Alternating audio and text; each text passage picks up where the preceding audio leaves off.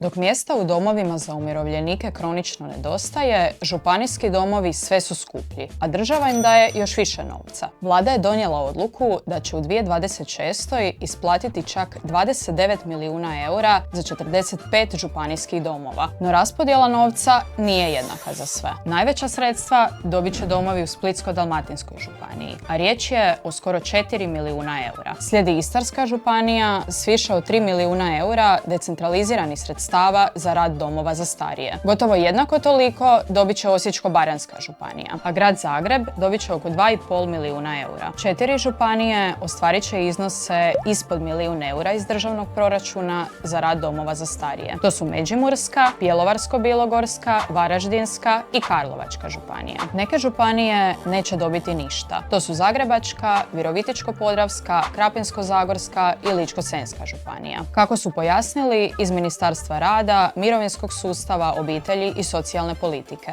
Zanimljivo je da država svake godine za županijske domove daje sve više novca. Godine 2024. izdvojena su čak 4 milijuna eura manje, dok su 2021. županijski domovi dobili samo 13,5 milijuna eura, što je više nego upola manje od danas. Pitanje dostupnosti i cijena domova za starije i dalje ostaje otvoreno. Više pročitajte na mirovina.hr.